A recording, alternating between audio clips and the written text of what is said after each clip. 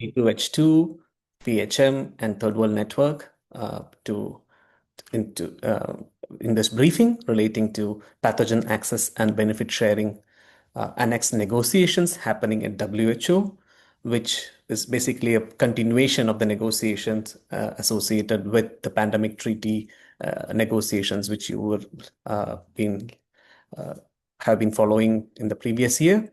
As all of you know that this particular agreement, the WHO pandemic agreement, was adopted in uh, in May 2025 during World Health Assembly 78. And there was an understanding that an intergovernmental working group will be developing annex to the pandemic agreement, which would operationalize pathogen access and benefit sharing system. At the time of adoption of pandemic agreement, during the negotiations of pandemic agreement, there were detailed proposals regarding how this particular access and benefit sharing system should be operationalized, which was submitted initially by Africa Group and then which was supported by more than around 70 groups, 70 countries forming a coalition of Group for Equity. However, at that point of time, lack of time was considered as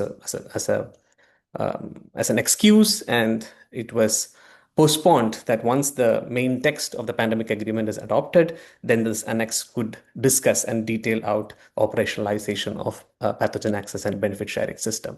Accordingly, a very critical elements, a nutshell of foundational principles and elements of PABS system has been included in Article 12 of the Pandemic Agreement, and now we are looking at the expansion of this particular Article 12 in the annex.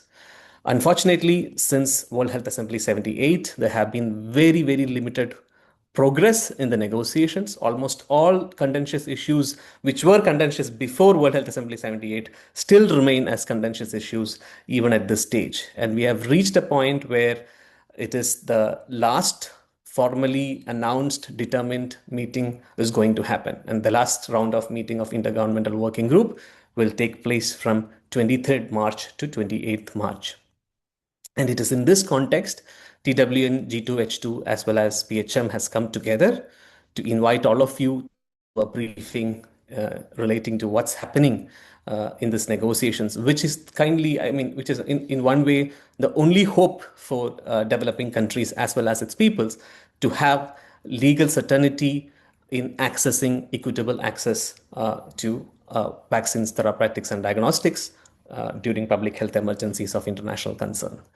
So to explain, to briefly discuss what has happened in the previous rounds of meeting, we have three speakers with us. Ms. Alessandra Tissi, joining from G2H2. She's an executive secretary to G2H2 as well as Medicus Mundi International. And she would be explaining the experiences of observing the fifth meeting of the Intergovernmental Working Group in person. And then we will move to Lauren, who is from Cape Town, an academic, as well as a global health, public health activist working with People's Health Movement and part of the Global Steering Committee of the People's Health Movement. She will be explaining the issues associated with PABS negotiations definitely from an African perspective as well as a larger developing country perspective.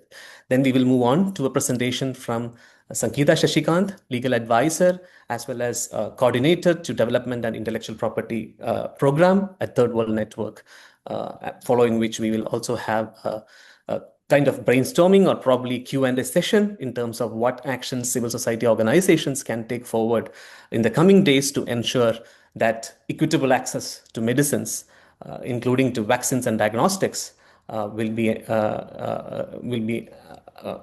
provided to developing countries and its peoples. So at this stage, I invite Alexandra to probably begin her presentation to give out what has happened in EQUIC 5. Thank you. Thank you so much. I do have a PowerPoint presentation. I'm sharing now my screen. Oh, wow. Okay. So Rania, you are sharing for me, right? So I will Yes. just say you. Okay, perfect. Thank you so much. So, hello everyone, and Sorry, Nitin. Sorry, Alessandra. yes, I don't mean to interrupt, but I thought that I could go first if it's okay. Just so that because I'm giving some background and then you go into the what happened at the IGWG. I think it'll be better, that's all. Would that be okay? Sure, sure, probably. I mean, Alexandra, would that be fine for you? Alessandra, you is that okay? you go. Yes, yes, no problem. Okay, no, just because, yeah, just to bring everybody up to speed, that's all, with the with what is happening in PABS in terms of the background, and then you can go with the update. Yeah. Okay. Thanks. Sorry to interrupt everyone. Um, so I wanted to just take the floor um, because we sometimes assume everybody knows the background to the PABS negotiations, where it comes from, but this is not necessarily the true.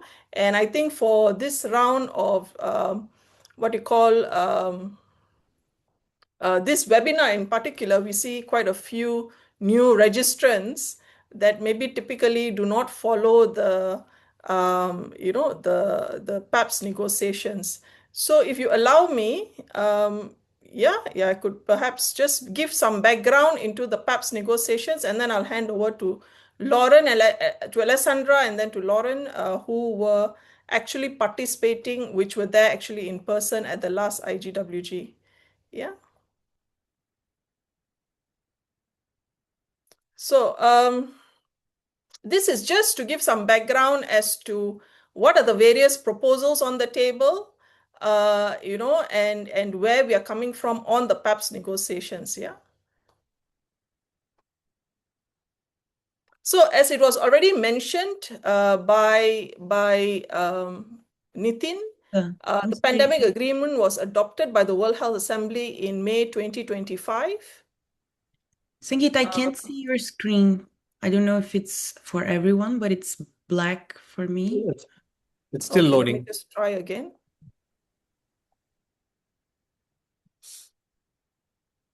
Yeah, No, that's fine. yes. Yes. Okay.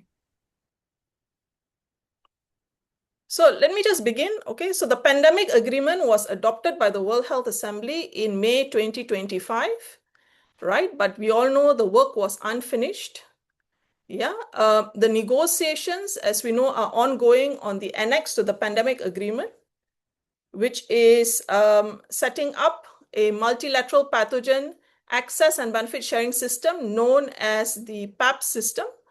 Again, I'm just giving background as we recognize that many people on the call may not be fully aware as to what is happening in the World Health Assembly in the context of the pandemic agreement, although you may have historically followed the negotiations on the pandemic agreement. These negotiations are happening at the Intergovernmental Working Group.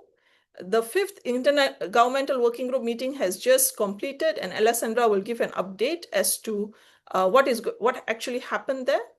The sixth IGWG meeting will take place in Geneva on the 23rd to 28th March, and negotiations are at a critical stage. As you may know, establishment of the PABS system is mandated by Article 12 of the Pandemic Agreement. The main part of the Pandemic Agreement, if you have been following it, is quite weak. Largely because it is a lot of caveated language. Even all language on technology transfer is heavily caveated. So I think there is a general recognition that we are not going to see much meaningful outcomes following the pandemic in terms of the main part of the pandemic agreement. And so in this context, the PABS system has the potential to provide a more concrete mechanism to operationalize equity for pandemic preparedness and response. Yeah. Now, what is the PABS system? Just in case you are not fully aware of it, it is really operationalizing the principles and norms on access and benefit sharing under the Convention on Biological Diversity and its Nagoya Protocol. So both of these international instruments, which are heavily accepted by member states, developed and developing country, recognize that states have sovereign rights over their biological resources, and access to the resources is subject to the consent of the provider country. And this access has to be on mutually agreed terms and conditions, which is agreed with the provider country. And usually this is through contracts. And the provider of resources also has the right to fair and equitable benefit sharing. All right. So the PABS system is really an international access and benefit sharing system, specifically for pathogens with pandemic potential. So what this means is when a country shares material of the pathogen with pandemic potential, for instance, the isolated pathogen. So if there is an outbreak in the country, they were to share the isolated pathogen as well, or usually it's and the sequence information, that means the genetic blueprint of the pathogen. The sharing is subject to enforceable contractual commitments on the part of the recipient of such material. And the recipient has to provide fair and equitable returns. This is what we call fair and equitable benefit sharing. And this can support pandemic preparedness and response, okay? So the PABS system is really creating an international access and benefit sharing system specifically for pathogens with pandemic potential. Now, the expectation is that once the PABS system comes into being, it will replace the application of national access and benefit sharing laws in relation to the sharing of pathogens with pandemic potential. Okay, so I hope everyone is clear. So actually the PABS system, if designed correctly, can be a win-win solution for both developing countries and developed countries, yeah? Okay, so this is just to give you some background as to what is the PABS system. And also to go through, many of you all may not be very familiar with the elements of Article 12. To go through the elements of Article 12. Why? Because the parameters of the PABS system is really set out in Article 12 of the Pandemic Agreement. There's a whole history of negotiations. We're not going to go around it.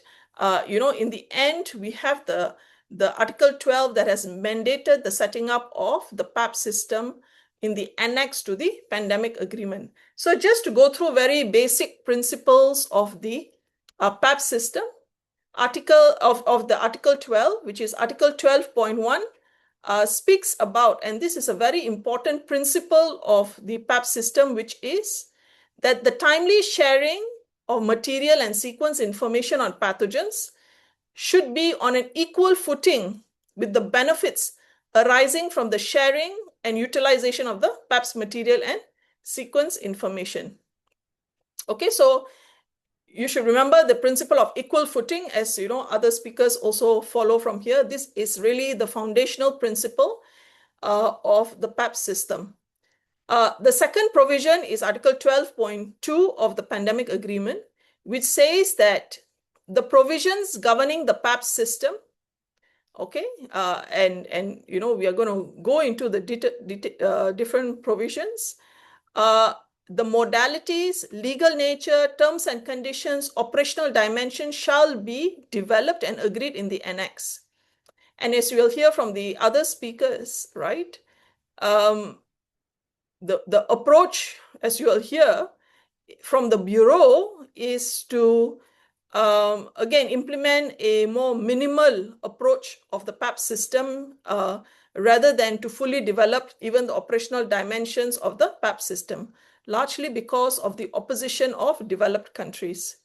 Article 12.3 is about looking at PABS material and sequence information, and it says that to address traceability measures, right, and open access to data, right? 12.3, it says that, yes, we want everyone should have access to data, but at the same time, there should be traceability measures as well.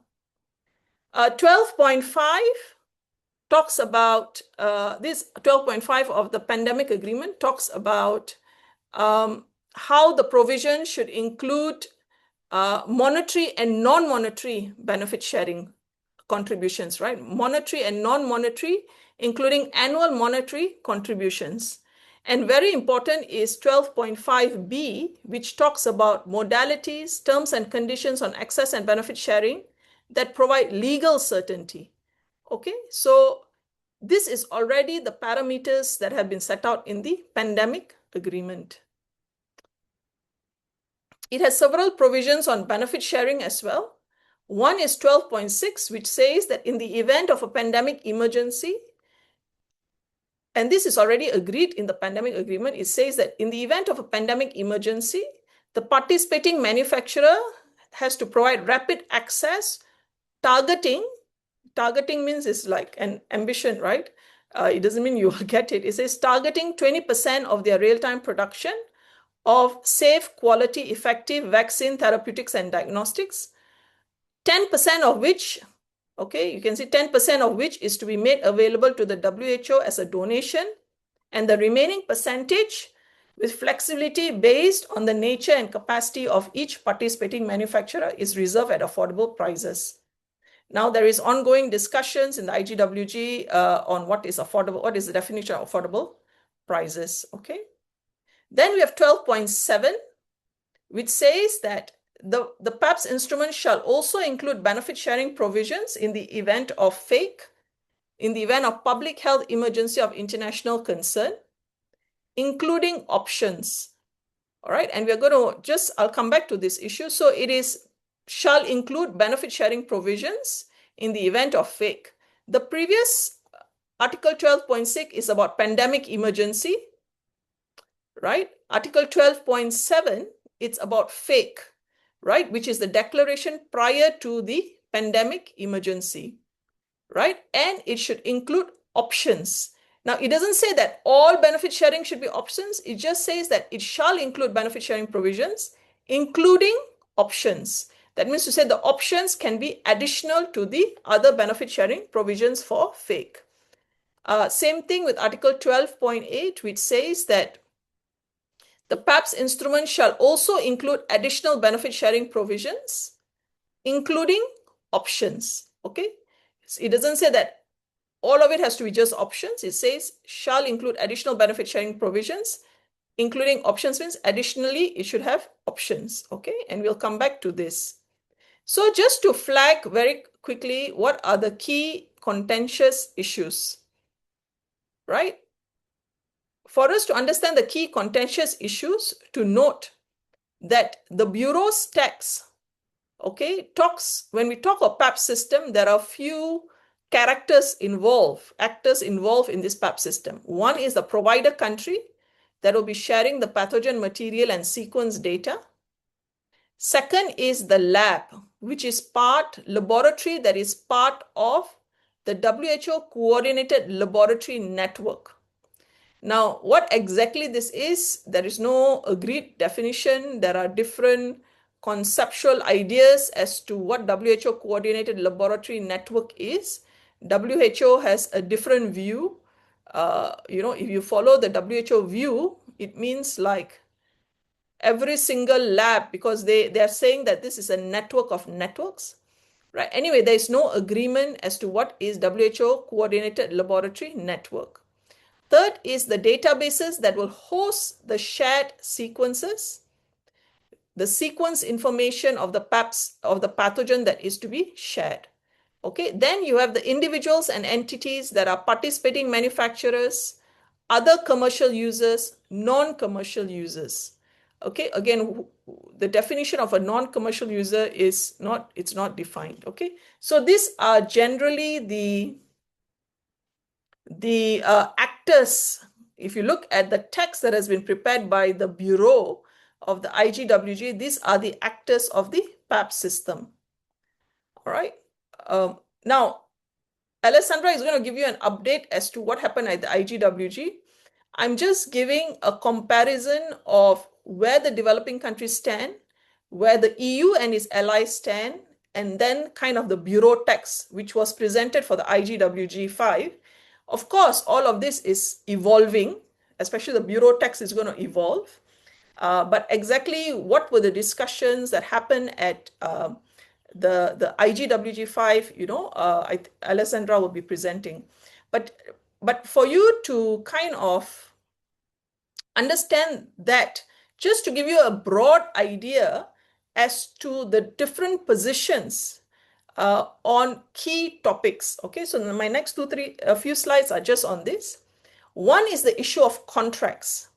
Okay, as I mentioned, the idea of access and benefit sharing is premised on contracts. Typically, there'll be a contract between the provider and a recipient, right? Where they will state, okay, I'm the provider sharing the materials and the data. You are the recipient, and these are the terms and conditions on which you can use the material and the data, the purpose for which you can use it, and then you will have the standard contractual clauses like termination, duration, dispute resolution, etc. Okay. Now, typically, when you talk of national access and benefit sharing laws, right, these contracts are negotiated bilaterally between the provider country and a recipient, the provider of biological resource and the recipient. But because PABS, we are creating a multilateral access and benefit sharing system, we are really talking about having standard contracts with standard terms and conditions that each category, the recipients will enter into WHO because it has to be standardized, right? I mean, that's the whole idea of coming together at the multilateral level to negotiate terms and conditions because this can be standardized.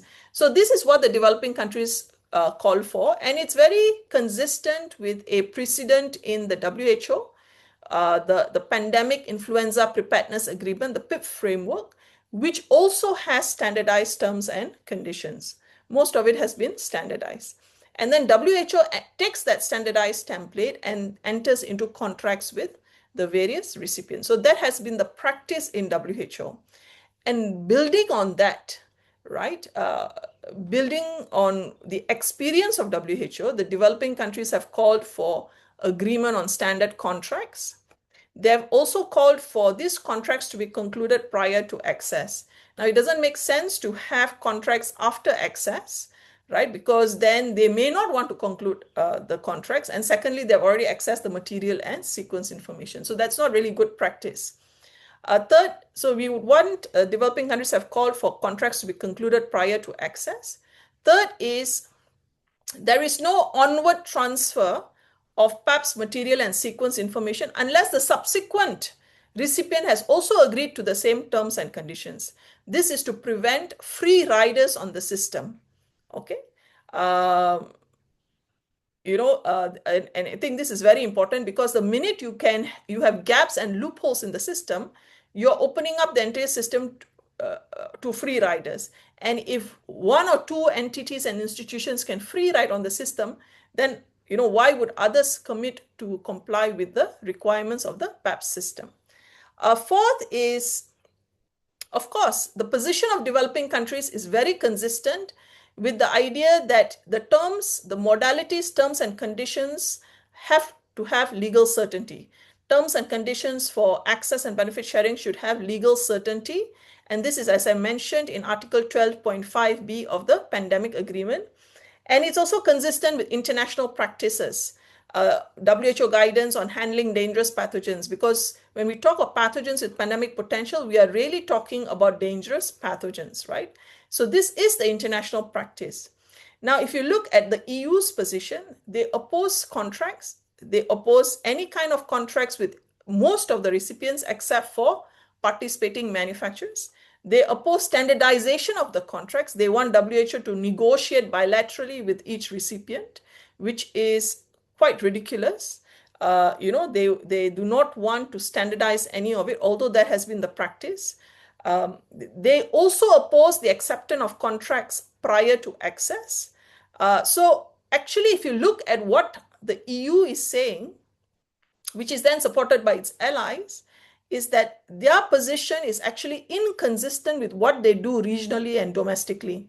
Because normally when you share biological materials between labs, and it's very common in developed countries, they have something called standard material transfer agreement or material transfer agreement.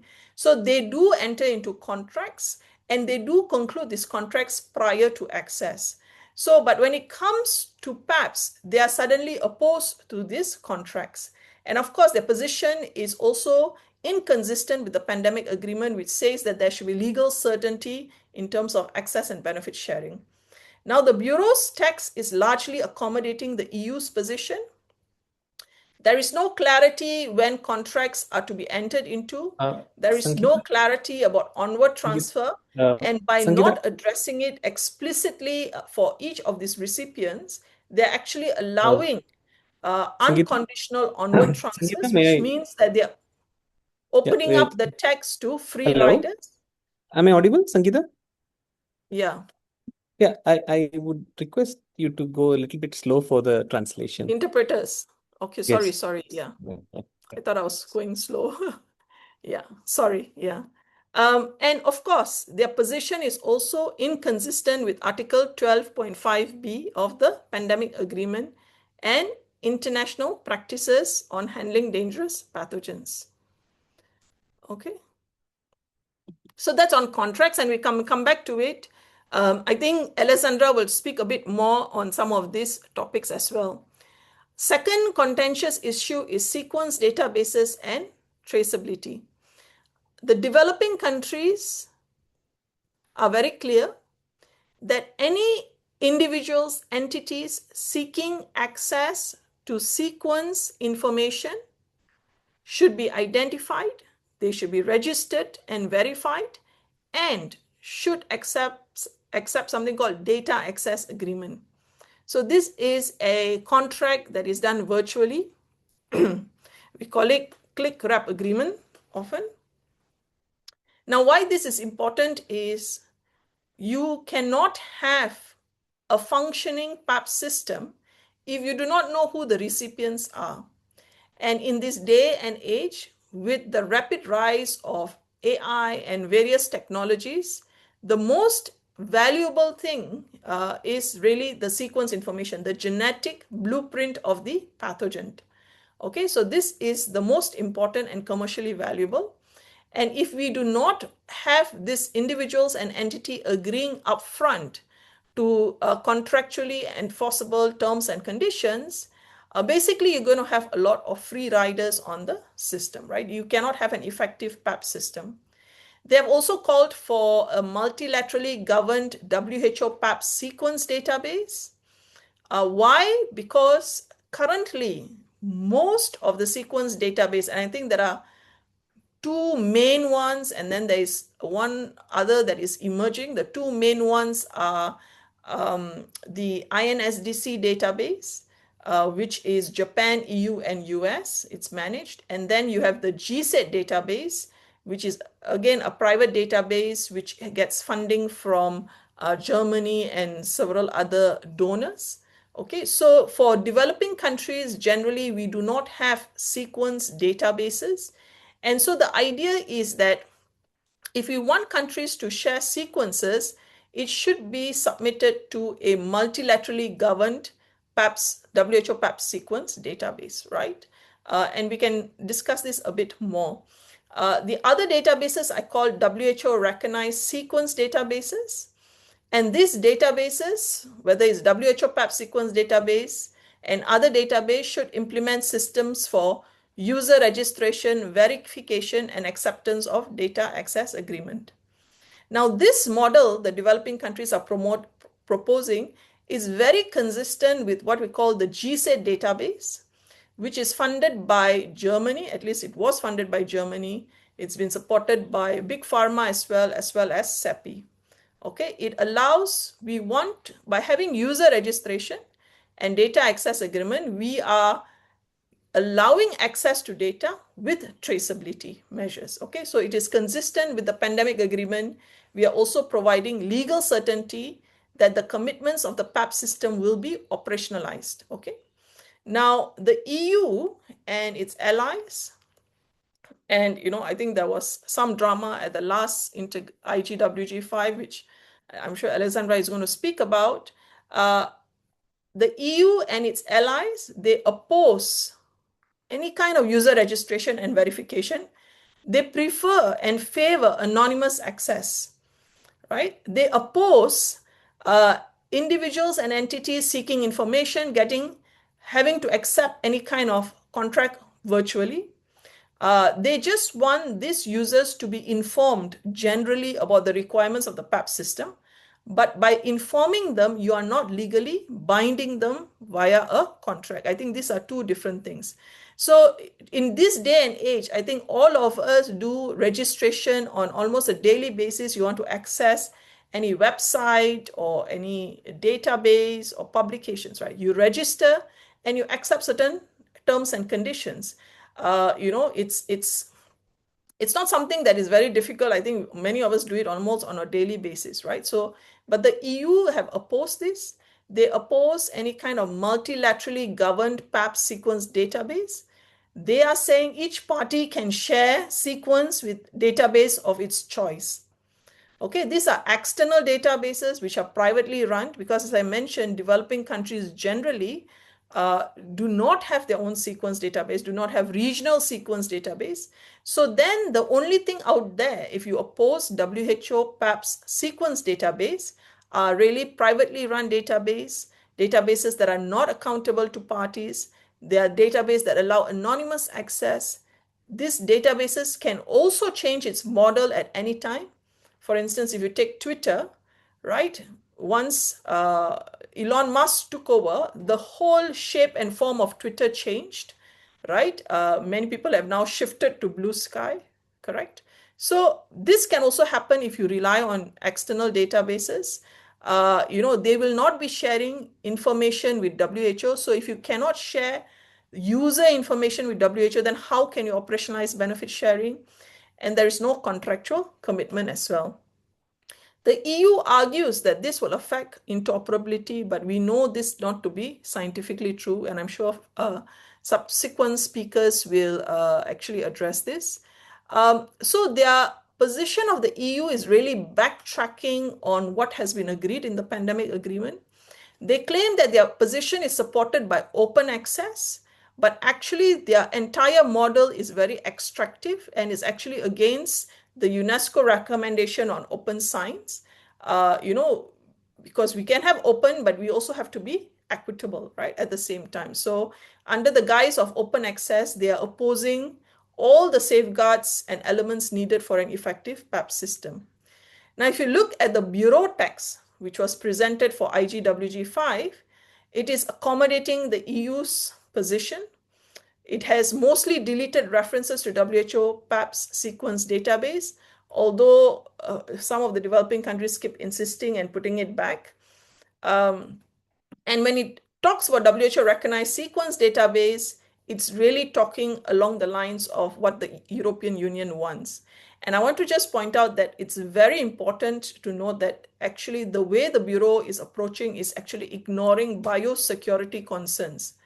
Now, because in this day and age, with the rise of artificial intelligence, we are freely, anonymously sharing, according to the EU, sequence information, the genetic blueprint of dangerous pathogens. Now, this should be a cause of concern because with artificial intelligence, this sensitive information can be misused, right? They can, from this information, they can actually generate synthetic material. They can even develop even more dangerous pathogens, right?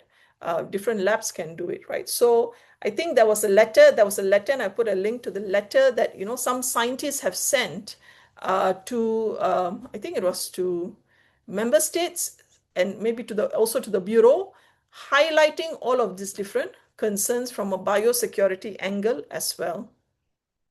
All right. Intellectual property. The developing countries have proposed there should be no intellectual property claimed on the material, on the sequence information, on derivatives, that means to say what you derive from this material and sequence information, on modifications, on modified pathogens, on anything you develop using this material and sequence information. So no IP. Why?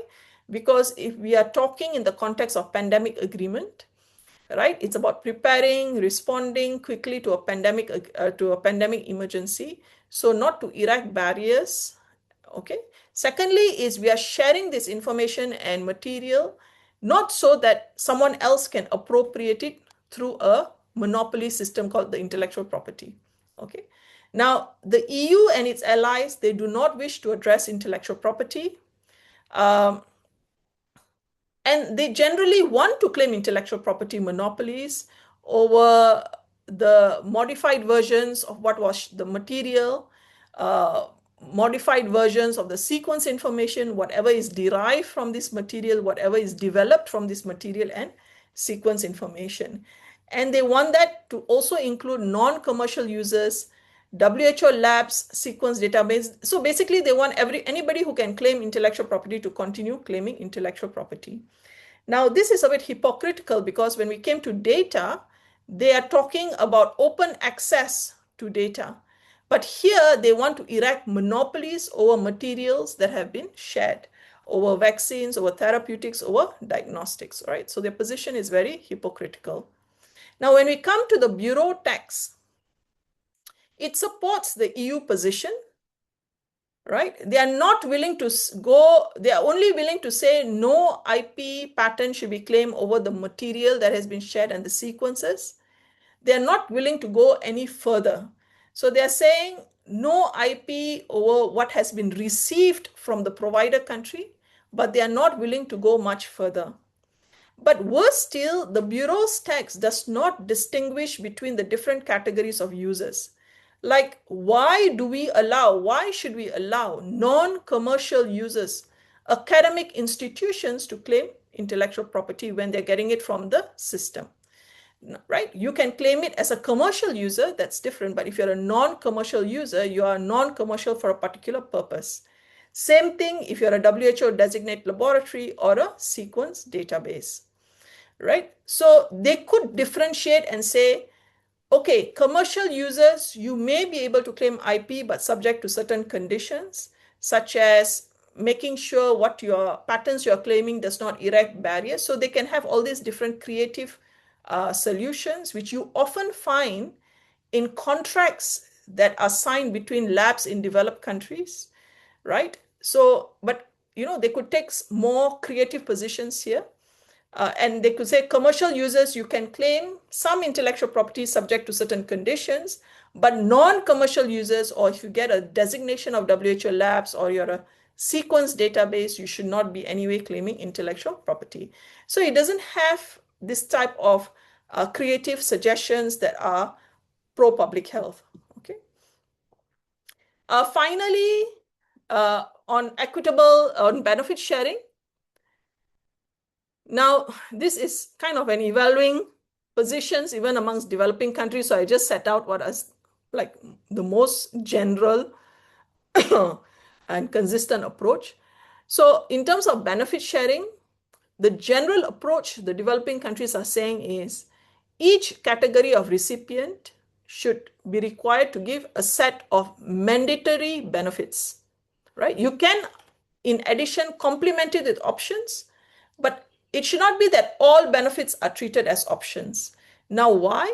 Because if you put all benefits as options, right? For instance, if you put capacity building as one option and licenses to be given as another option, as a manufacturer, I will never go for the licenses. I will only go for capacity building because everything is capacity building, right? And a webinar is also a capacity building. It's very vague, it's very general, it's a kind of non-committal. Whereas if I ask for licenses, it's more specific. So when we talk of benefit sharing, the developing countries are saying, we want to see for each of this category, manufacturer, other commercial users, non-commercial users, specific mandatory benefits that we are going to be getting. In addition, you can have options that, if they want to give, they can give additional benefits, right? This approach is actually very consistent with Article 12.7 and 12.8 of the Pandemic Agreement that I've spoken about. So let me just flag very quickly what are the key benefits. For participating manufacturer, there's already agreement about this providing target of 20% of real-time production of VTDs, right? They want to see similar set-asides for fake. This is public health emergency of international concern. This is the period before a situation becomes a pandemic. So they want to see similar set-asides, commitment for set-asides of vaccines, therapeutics, and diagnostics for fake. They want to see pre-negotiated licenses given to WHO, okay, so which can be sub-licensed to developing country manufacturers, because during a pandemic or any health emergency, suddenly the demand has increased, but the supply cannot match the demand. And so most of the supply goes to the richest of countries, okay? So this set aside, the licenses are very important, and also monetary contributions, okay? The 1, 2, and 3 under participating manufacturer only happens when there's a health emergency. But in normal years, also during a pandemic year, they generate revenue. So to also provide as part of the benefit sharing, monetary contributions. Okay, for other commercial users, same thing, monetary contributions, pre-negotiated licenses, make products available at affordable prices. And then there's a category of non-commercial users, which actually, it's not users, it's use. Actually, I should delete the R. The benefit sought is putting the output in the public domain and meaningful R&D collaboration. Now, different developing countries now have kind of tried to tweak here and there. So they are not exactly the same, but this is the general demand. In terms of the EU and its allies, the EU and its allies, they do not want to see any of this. They are largely, the position is what has agreed in Article 12.6, the part about 20%, target of 20% during pandemic, is really the main thing they are willing to give. They oppose all the different proposals. They would like to see all benefits to be presented as options under each of these categories. And of course, none of these options are very detailed, right? Now, if you look at their position, it's very inconsistent with the object, intent, spirit of the pandemic agreement, but it's also inconsistent with Article 12.7 and 12.8 of the pandemic agreement. Now, in terms of the Bureau's text, it is also accommodating the EU's position.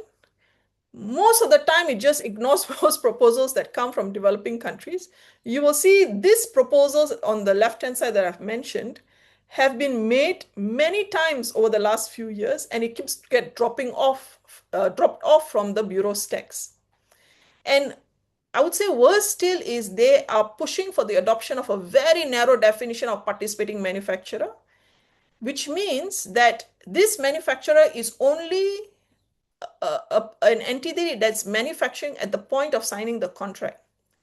They do not take into account within this definition product developers that may manufacture in the future, like for instance, during a pandemic, or hold intellectual property rights over the manufacturing process, right? So this is a very problematic with a narrow definition and, a very limited list of benefits, because their list of benefits is really presenting everything as options, the way EU has also mentioned. And actually, if you look at the text, it's really just repeating what is in Article 12.7 and 12.8. So, this has become the approach of the Bureau, largely to accommodate the EU position. So my last slide is that we are coming to IGWG 6. Alessandra and Lauren will speak a bit more also about IGWG 5 and what happened there. But I just want to end the message, and I hope we can have some ideas and we can talk about how, if you're willing to contribute, you can contribute. But the reality is that the Bureau and the mandate is to conclude the negotiations by May. So far, very little text has been agreed, right? So we are in a position where we need to expose the European Union and its allies in the position that they are taking. We also need to expose the inequities, gaps, loopholes that we see in the Bureau's text. There's some new text that is likely to be coming before the next IGWG. And then to also ask at the same time to make sure that developing countries stand firm with actually their demands, because there is a lot of pressure on countries to dilute their positions to meet the EU at the lowest level that the EU is willing to go.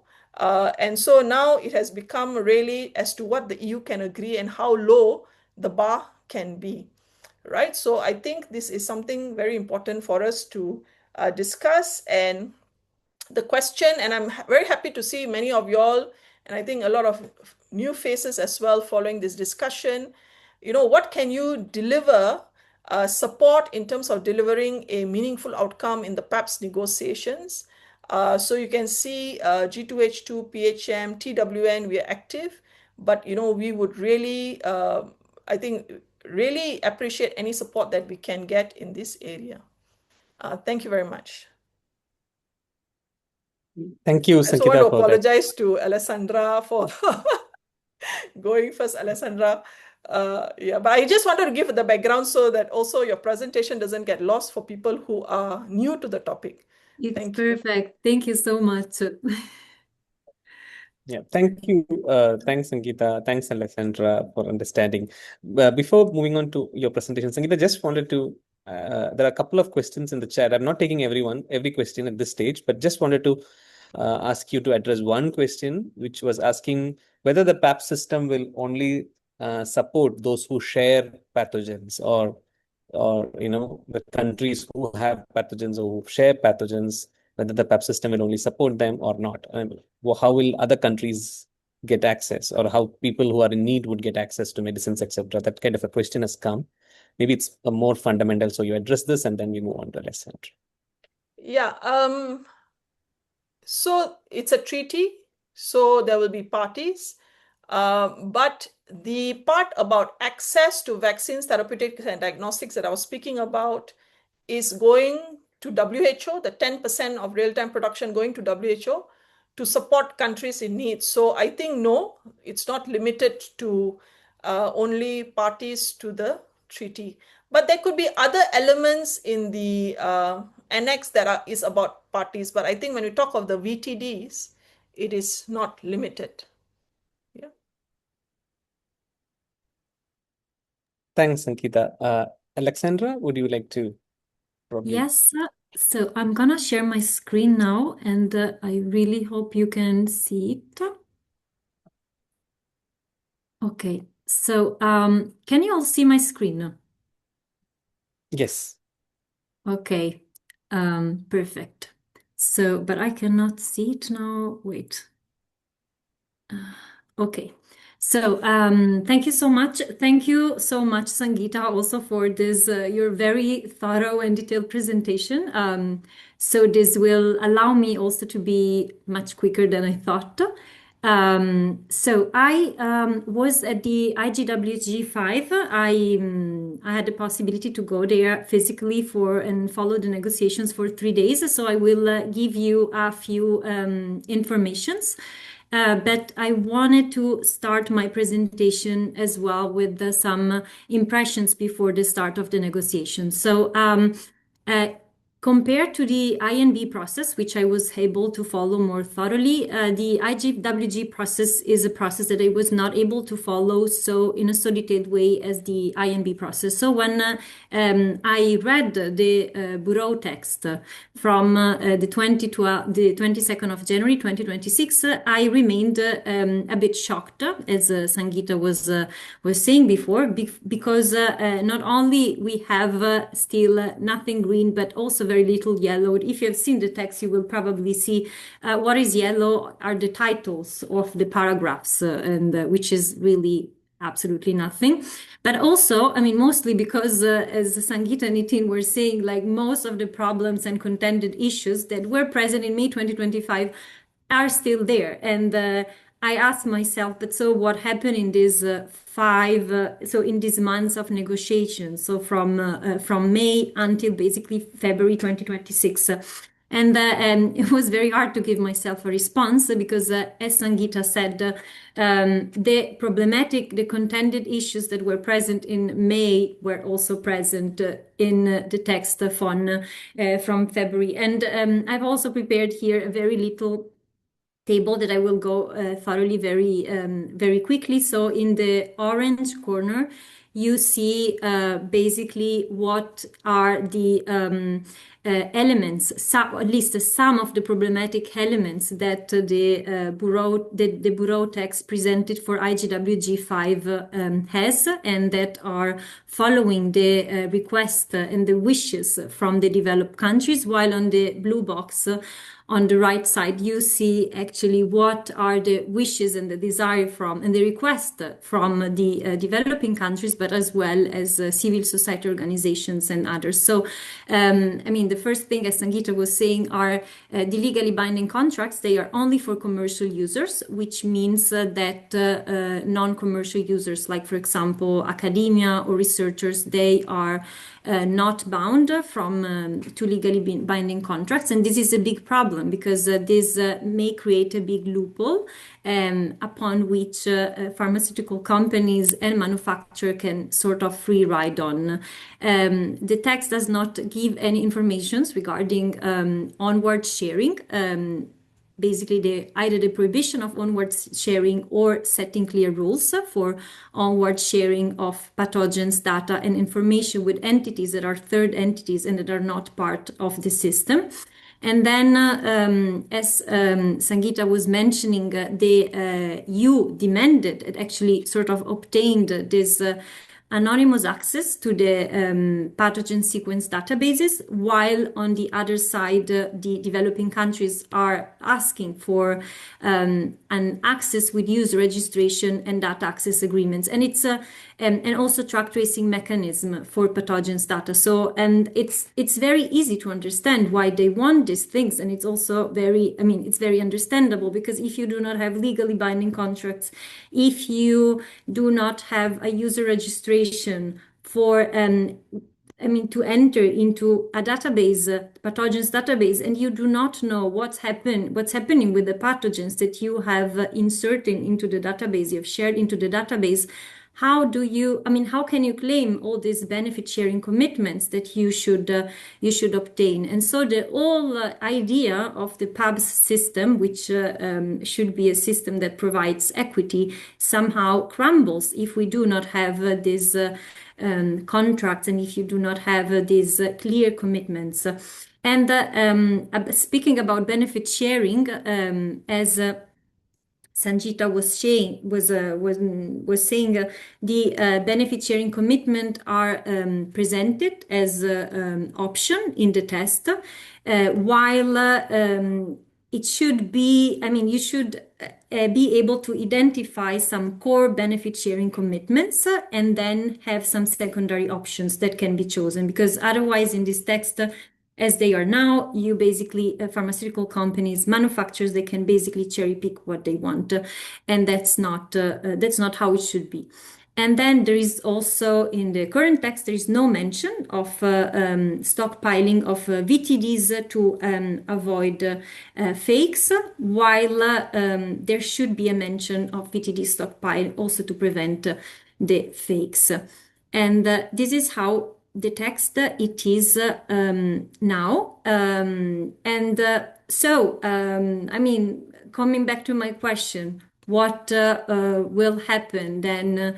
How will the countries be able to reach an agreement by May? I think the answer to this question, I would say the different opinions regarding the timeline of the negotiations will be,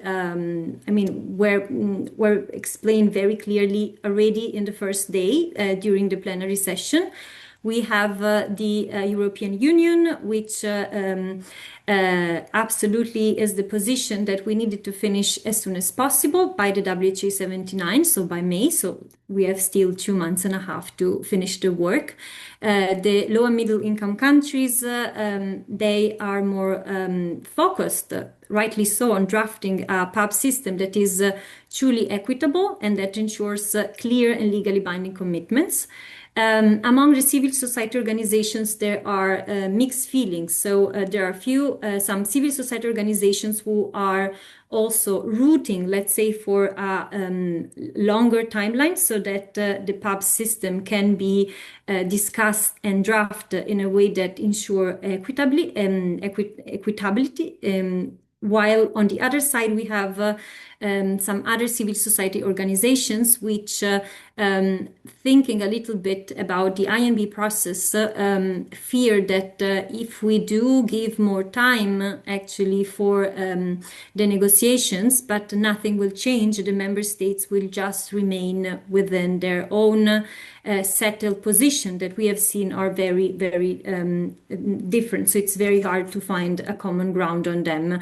And that in INB, what helped somehow the progression of the treaty was actually having this time constraint. The IGWG Bureau on the Wednesday in the session that was reserved to relevant stakeholders clearly said that member states cannot be ambitious at the moment. There is no time for ambitions, for being ambitious now, but the text that will be approved at the WHA 79 will be a text that will allow for future improvements of the agreement.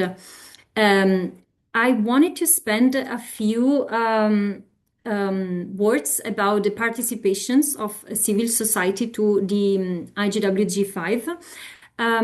I was a bit surprised by the fact that a very little number of civil society organizations was present within the negotiations. I thought that the number would be higher, also because to attend these negotiations, these negotiations are open not only to the non-state actors that are in official relation to the WHO, but also they are open to a series of relevant stakeholders to the negotiations. But yes, they were. I would say they were not extremely participated by civil society organizations. I don't know if this is for financial constraints or simply because actually we do have and we do experience a treaty fatigue. Because at the end, I mean, despite the promises that were made in previous IGWGs by the Bureau, where civil society and relevant stakeholders could interact a little bit more with the negotiations, this was not the case. On the contrary, for IGWG 5, we had 3 relevant stakeholder sessions out of 6 days of negotiations. And if I'm not wrong, but within the INB, we had a daily 30-minute sessions every day of the negotiations. And then as it was already the case, we experienced again a delayed circulation of the negotiating text, with bracketed text, but of course no attribution on the proposed amendments. And it was a bit pity to have this such a late circulation of the text, also because, for example, on Wednesday, within the relevant stakeholder session, we actually have been asked by the Bureau to give some suggestions and improvements, but on the text. But of course, we have received the text 1 hour before. So then I wanted to focus on an issue that Sangeeta has mentioned, and that also took center stage a little bit on during the days of the negotiations, which is this issue of the user registration and data access agreements. And in IGWG 5, for the first time, we had as a relevant stakeholder also GSIDE, which is this database that Sangeeta was mentioning in her previous session. So the position of the developed countries on the basically on the user registration and data access is that they do not want them. We need to have everything anonymous. And because they say that if you have a user registration in a system, the system does not has a lack of interoperability with other pathogen systems. In their opinion, if you are scientific researchers, you normally have to check more databases in order to obtain the data and the informations regarding the pathogens. And if you have a user registration, then the system is not actually interoperable. And if you have the user registration, then you also have a system that they claim it is closed. Actually, this is it seems that is not entirely true.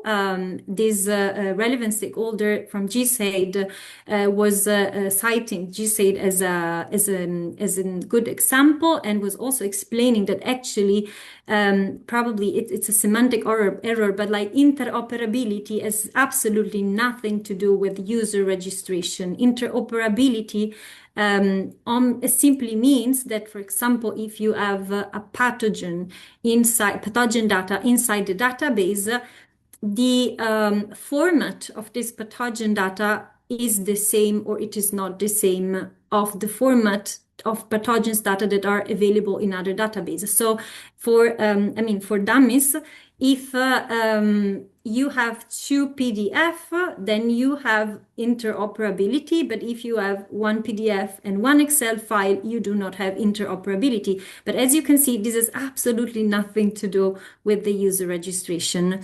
And on the contrary, the user and the user registration, and the data access agreement is a good way to actually create databases that are accountable, that are non-discriminatory, that are responsible, and that moreover avoid biopiracy.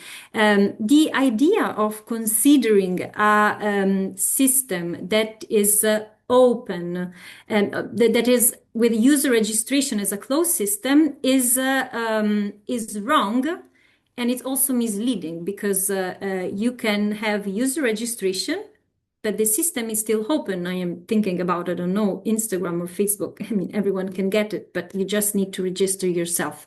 The last argument that was brought by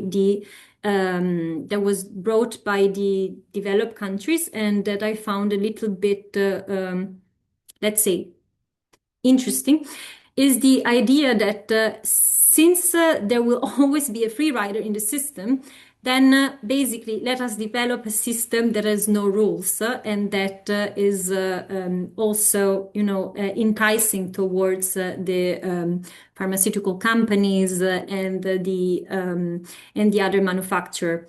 Well, on the opposite, I think there are many ways we could counter argument this position. Rules are designed to build trust and to give clarity.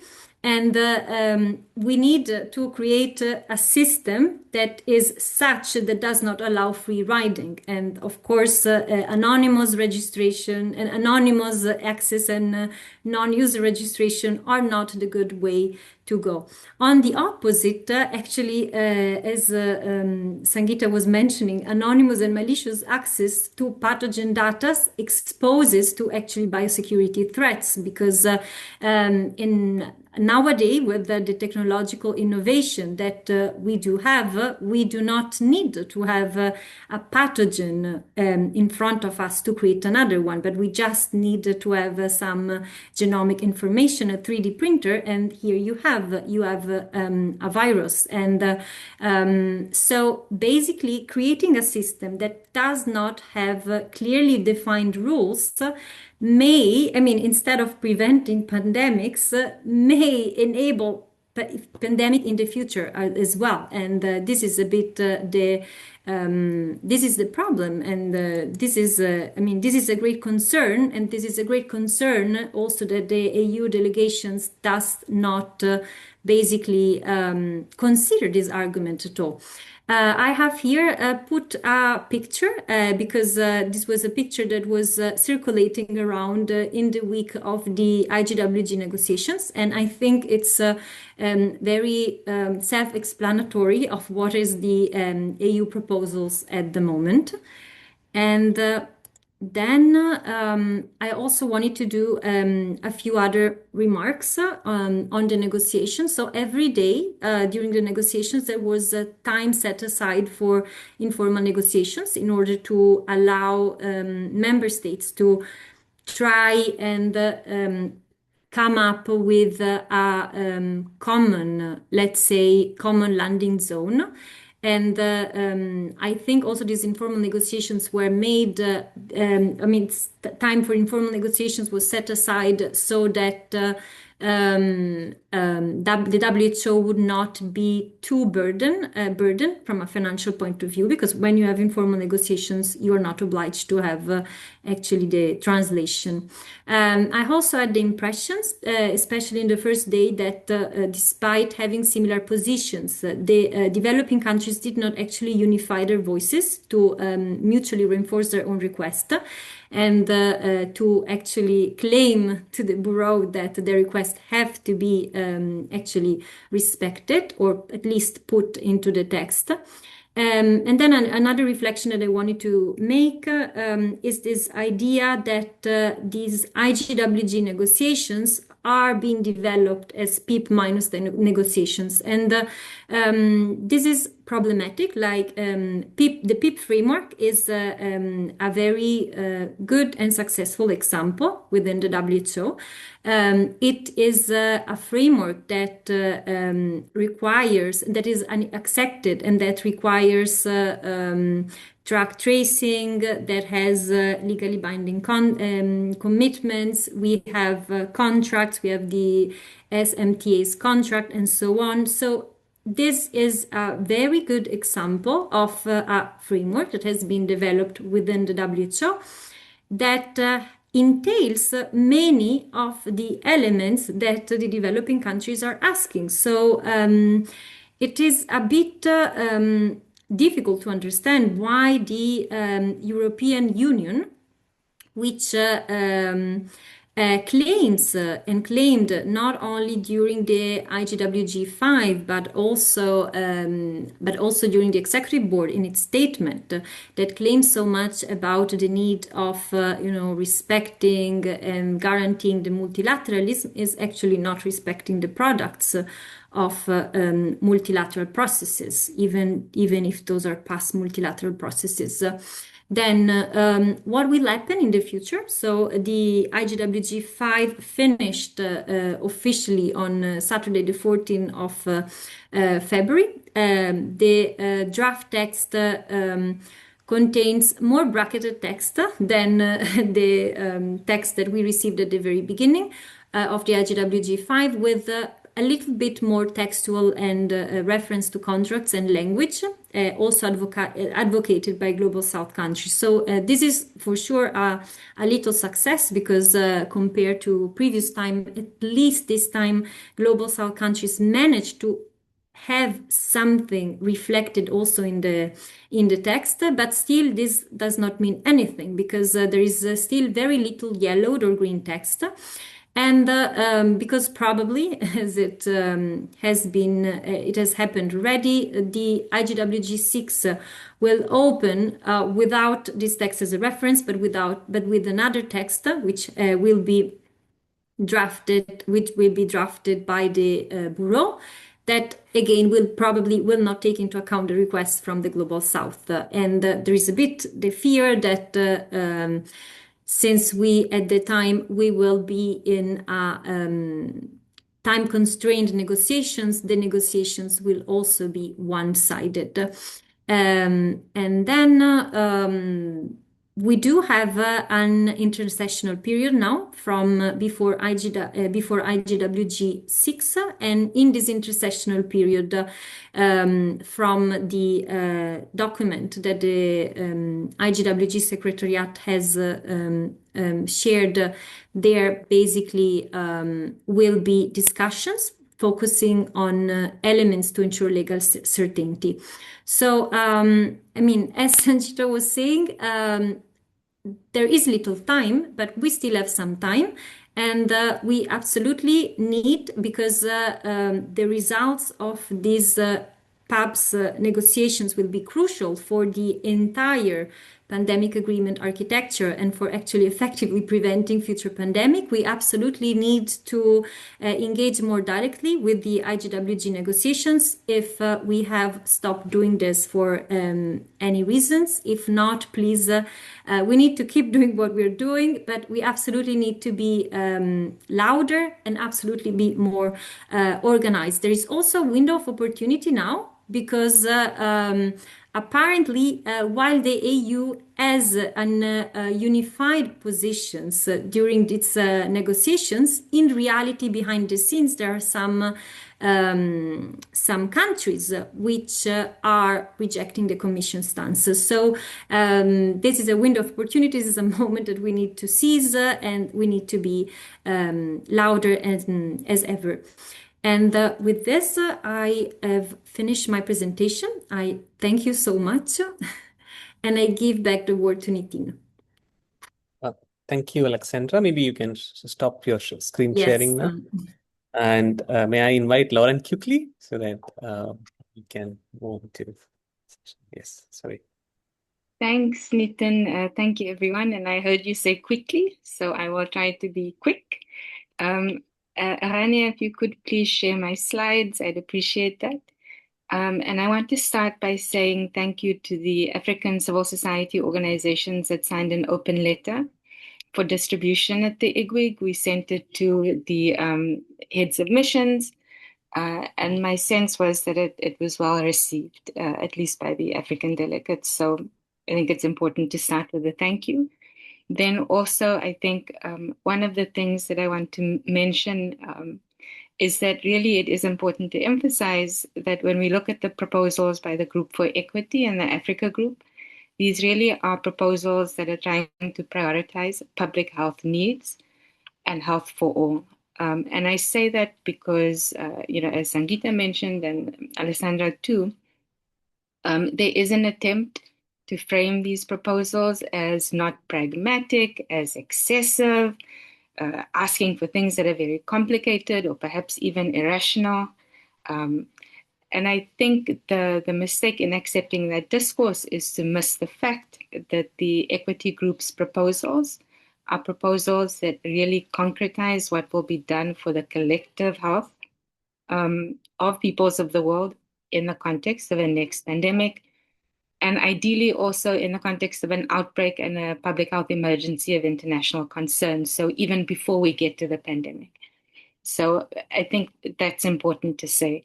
And then finally, just in relation to this opening slide, I think also it's important to say that it's a really harmful, and this is the discourse, at least by some northern delegations, to continually kind of argue the fact that these demands are irrational. And, for example, when there is an outbreak, when there is a pandemic, then we can turn to negotiating contracts as needed. Because the evidence of experience shows not just with COVID, but with Mpox, with HIV, with so many fakes and outbreaks, that there is indeed a huge problem with negotiating under pressure, under a situation where the supply of tests, treatments, and vaccines are limited. So next slide, please, Rania. What I want to focus on today are two things. One, the idea of resource extractivism, and then also the presence of industry as relevant stakeholders at the negotiations. So the picture just captures this dynamic of extractivism. One concrete example, which is not related to pandemics, but is from a couple of years ago, where someone in the US, for example, tried to patent the healing properties of turmeric. And so when we think of extractivism, when we think of biopiracy, we think of the biological resources, the natural resources, often of the South, being taken and used for purposes, sometimes medicinal purposes. But importantly, those modifications that are made are patented, and so the knowledge is privatized for profit. So the next slide, please. So I think both the previous presentations focused on what is being negotiated. just briefly to mention, and Brazil did this in its closing statement, that there are certain things that should not have to be negotiated again. So the one is this idea that pathogens belong to sovereign states, say the property of sovereign states, and this is established international law. It's in the Nagoya Protocol. And so when we say that pathogen access and benefit sharing should be placed on an equal footing, it is rooted in that framework. The other idea, when we say access to pathogens and benefit sharing should be on equal footing, and Sangeeta referred to this, it is possible to operationalize that. And as she mentioned, the PIP framework is an already existing example of that. So again, there's an argument that, these demands are wild and excessive and can't be done. In fact, if we're looking at the PABS annex, it applies to a small range of pathogens, those with pandemic potential. So they will be more diverse and influential pathogens, but certainly it's a small subset of all the pathogens that are out there. And then the final thing that I want to speak about in the next couple of slides is this idea that benefit sharing should be tied to specific and binding obligations. And of course, the other presenters have addressed this. But if we go to the next slide, yeah, the benefits that countries have asked for include guaranteed access to tests, treatments, and vaccines. So again, these are important not just because, for example, vaccines can prevent the spread, but also because access to diagnostics or tests, for example, are important in tracing where a pathogen is, how extensively it's present, et cetera, et cetera. Regular monetary contributions, licenses, and there is a debate in the language about whether the licenses should be prioritizing manufacturers in the global south, and then also technology transfer. So I think many people attending would think these are quite obvious and obviously good benefits. And as Sangeeta mentioned, something like a capacity building benefit is a little bit nonsensical because capacity building is being done all the time in the context of many different, for example, academic agreements. I think one of the things that's important about these benefits, and it goes also to the question that was in the chat, is that they're not only aimed at accessing diagnostics, treatments, and vaccines during emergencies, but they're actually proposing interventions that can change the structural order when it comes to access to health products. So what we're looking at when we say we want regular monetary contributions is that is a mechanism to strengthen health systems, right? For example, when we're saying we want licenses to prioritize manufacturers in the global south, that is a mechanism along with meaningful technology transfer that's aimed at building geographically diversified manufacturing capacity. And the truth is that these structural transformations are not attainable through the largely voluntary language that's present in the main instrument, the main pandemic instrument. And this is why they're being revisited in the context of the PABS annex.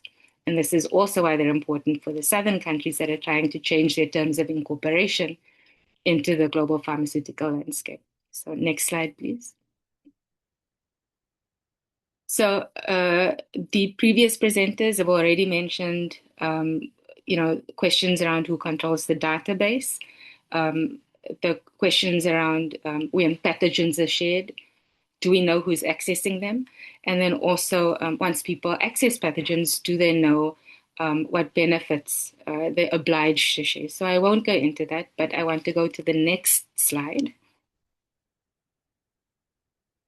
And just make a very brief point, which is you can't place access and benefit sharing on an equal footing if you don't know which benefits you're promising. So if you're saying, yes, we'll share access to the pathogen, but we'll negotiate benefits later, that's not an equal footing because you're giving access, but what are you getting in exchange in terms of benefits? You can't have a contract if you don't know who you're contracting with. So if someone doesn't register to say they're accessing the pathogen, who am I contracting with? You can't say you're going to place it on an equal footing if you're saying, please give me the pathogen, but I can't show you what the contract will look like in terms of what you'll get back at this moment. We'll speak about it later. That's not an equal footing. And then if the answer is that, oh, we'll negotiate the benefit part later, but give me the access now. And, there's published research to show this. If you're negotiating a contract for benefits in the context of a crisis, where there might still be limited production capacity and so artificially constrained supply, it's just a completely asymmetrical power dynamic. So a negotiation in the middle of a pandemic is unlikely to give substantial and timely access to benefits. And in fact, that power asymmetry, it actually mirrors the power asymmetry that we can think of in relation to pathogen extraction, right? So if you're going to have an extractivist approach towards sourcing pathogens from wherever, but especially in the South, many communities don't have the ability to engage in a contract with someone that's harvesting a pathogen.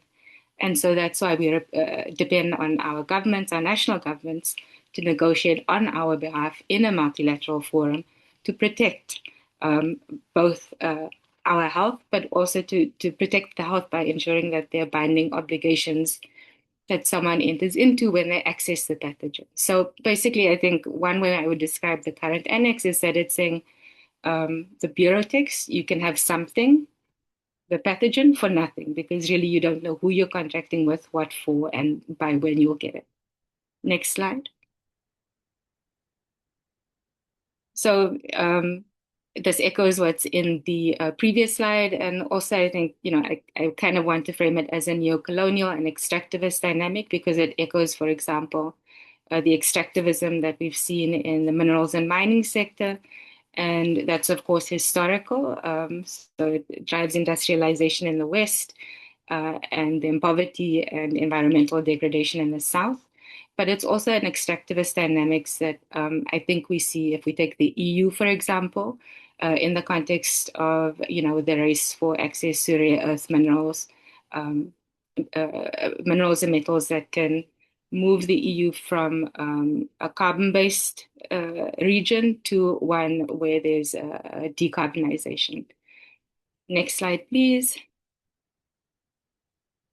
And then I think maybe just two final slides. This one, I think it's important to remember that the PABS Annex negotiations takes place in the context of at least 5 years of capacity building, if you want to call it that. But I actually think it's not necessarily capacity building, it's countries of the South finally being given the means, the material means, and the political opening to do things that they've long been capable of. I think the mRNA hub is one example of that. I think Africa CDC's investment in pathogen surveillance is another example of that. And then the final slide, the final picture is of a research team at Wits University in South Africa that's made a fatty lipid that's as good as, and in some cases outperforms Moderna's liquid lipid, but it's made from cashew nut shells. So the cashew nut oil in cashew nut shells. So if there is capacity building, then these guys can also do it in other parts of the world, including the global north. So I think the capacity building argument is fallacious. Often it's political space, sovereign authority, and material means, including money and equipment. And many scientists in the global north are actually open to equitable partnerships, even if their governments are not. The final slide is about civil society involvement. And I think Alessandra captured some of this, which is that we don't always know who is present at the table.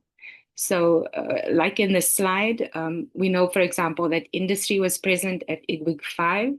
There was a closed side event that some countries attended with representatives of the pharmaceutical industry.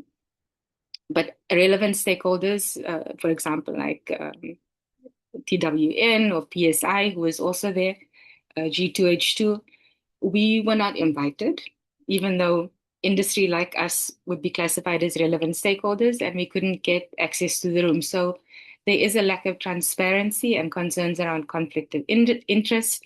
There's also, in some ways, sometimes not always balanced information being given. So there was a side event organized that had representatives of the DSI network, which argues against user registration.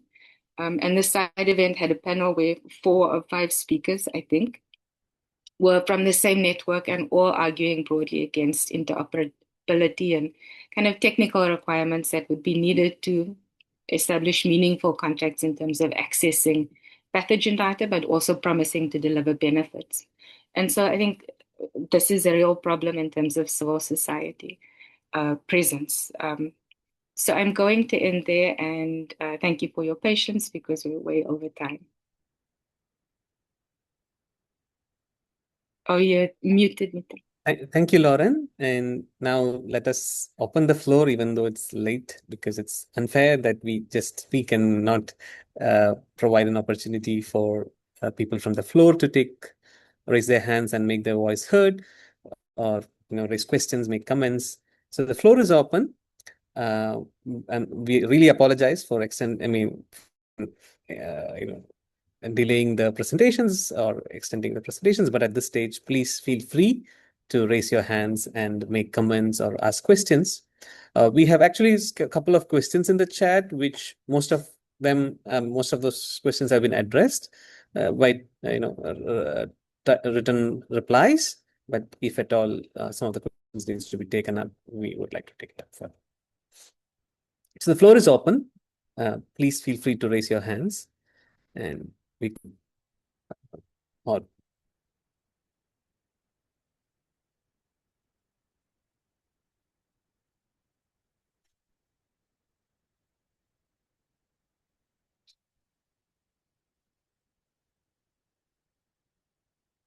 so maybe by the time somebody would come up, I just pick up the one last question, which I feel is very important at this stage, because the question was that would it be effective if civil society organizations direct their interventions and lobbying towards European Union negotiators rather than directly engaging in IGWIG itself? So maybe Sangeeta would like to address that question, and then we would see whether there are other hands. Yeah. So I think I did respond in the chat as well. I mean, yes, at the end of the day, because US is out of the picture, at the end of the day, from what we understand, of course, we are not in the room. What we understand and what we see is, and I think also the presentations of Lauren and Alessandra have mentioned it, is really that it is the EU, and there are 2 negotiators from the European Commission that are leading the show. And I think it's largely dictated by position of Germany. Now, in all of what we have said today, I think the positions the developing countries are taking, on database, and I guess on material, on contracts, on user registration, bear in mind that the European Union is already supporting this selectively, right? I think it was Alessandra who mentioned GSAID model. They have access to sequence information. They're already implementing, and Germany is supporting user registration, data access agreement. But what we see is that when we come to exporting these good principles multilaterally, they are totally against it, right? So, and I think another big concern is that we are dealing with dangerous pathogens and sequence information related to these dangerous pathogens. And, we do not have good safeguards in place. And third is that at the end of the day, if we don't get this right, then we are just kind of contributing to inequity, right? Because we created the system that is also inequitable. Not only it will not deliver what we need for a health emergency, it will create a lot of frustration and structural inequity in the entire system, right? And just think now it's legitimized inequity. So for all of these reasons, we really think that if you can support engagement with the European Union, flagging this, I think all the organizations here, you have heard from us, we can share with you any input.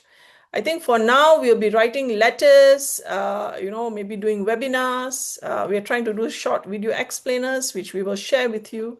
And we are open for you to, to see if you'd like to mobilize, how we can support you. I think the focus is Germany, Norway. Norway is, of course, not part of the European Union, but Norway is also a strong supporter of the European Commission position of Germany. And then you have Switzerland. I think these are the most active. Then the others, which are less active, Japan, sometimes Canada, sometimes Australia. But I think the top is really European Union, Germany, Norway, Switzerland, Japan are the most active, right? And they're all just backing the European Union position. But I would say also not to let the global South countries off the hook, because it's their responsibility to make sure that the system is also equally equitable. So I think you have all different constituencies, you have different experiences, you work with different governments. So I think everybody has a role to play if we are to see a meaningful outcome. Yeah. Thank you, Sankita. I see a hand from Max. May I request Max to unmute? Yeah, thank you very much. First, thank you for all these insights and perspectives and presentations. That was quite rewarding. Maybe just a commentary, speaking from a small NGO actually working in Germany, that it's quite tough to have any leverage here currently when it comes to politicians, when it comes to this topic. That is, it's not that I want to encourage, of course, putting pressure on Germany, because we're doing the same, but it's quite tricky because we have this mixture of a lot of regional elections this year, for example. We have no presence whatsoever of the topic in the media, in the broader media, where the pandemic treaty negotiations at least made their way to a certain degree into the media, quite often, maybe not in a very fact-based way, but still. The PABS negotiations are basically completely absent. So there is also no public knowledge or interest or whatsoever around it, which is quite frustrating. And also maybe the more longer shot problem is that since quite some years now, a lot of politicians from different parties basically peddle this narrative that the pharmaceutical industry in Germany is the next big thing, like the lighthouse of technical advantage of Germany, and etc. I'm not going to go into detail here. So what I would like to know, maybe also as a question, is how to basically rip off the mask that Germany always wears, saying like, oh, it's the EU position. We're part of the EU, but it's the EU position, basically hiding behind this mask. And I'm really thankful for the Euroactive article, for example, to show that there is actually a split in the bloc. But how to demask basically what the German politics are currently playing there? Maybe that's a bit of a fuzzy question, but maybe still someone would like to answer it. Thank you very much. So the world is different, right? I mean, that's the reality. I think, the world is different. I think, yes, if you look at what is happening out there in the world, right, it's so difficult that we are now talking about COVID, which seems to be like a foreign memory. And I think with the competition, the trade competition that is happening, the EU feels that, they need to protect their industry, so yes, I totally agree. It's a very difficult, and I think with a lot of more right-oriented political parties and environment that we face right now. So it's not an easy task.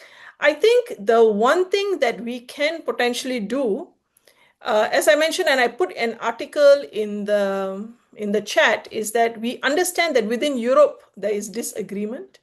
I do not know how deep this disagreement is, but we have been hearing this for a while. It's being reported, so I think we can exploit that. But the second thing is also that, we should kind of expose, right? For instance, like contracts. You are doing contracts. Your labs are doing contracts. So why don't we implement it internationally, right? We know that WHO itself has got 15 years in implementing standard contracts in the context of influenza virus. So I think the thing is that the more we raise it and different constituencies raise it, hopefully it will have an effect. And as I mentioned, that it is not just about EU. At the end, also, we need the Global South also not to back down, right? So I think it's a combination of both. And third is to kind of point out what the Bureau is doing. So I think it is not one or the other. We probably have to work on all the different sides, and then see what strategies we can play out to. There is the option of vote at the World Health Assembly. I think nobody is really talking about it. But there is that option always. Now, how to use it, whether countries want to use it is a different question totally. Yeah. But I think what we can offer is that if you would like to do something at the national level, even like an op-ed, maybe say, for instance, just an example, like Lauren, who, has a constituency in Africa doing an op-ed, civil society organizations and putting it out in the public. I think all of this can have an effect because I think they are quite weak in terms of the numbers. Without the US, they are quite weak in that sense. So I think all of this, as I said, every little can help. Yeah. See Peter's hand. May I request Peter to unmute? I don't think you see my hand. Oh, other Peter, sorry. Peter Ovi, please. Sorry, it's really Peter. Yeah. Peter Ovi, may I request you to speak up? You're already unmuted. Please speak up. You're not able to listen to you. I think the audio is not there. I don't see the audio, the mic there. So the audio is not there. You may unmute once again and then probably speak.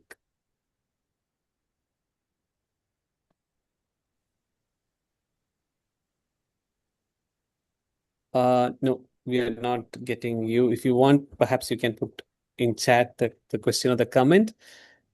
Anybody else? Would you like to make a comment or raise your hands or intervene or any questions? I think it's way beyond the time. We are already 40 minutes from the time. So maybe. All right. Well, we are not seeing any more hands. So at this stage, let's say goodbye. But please kind of think about what we can do together.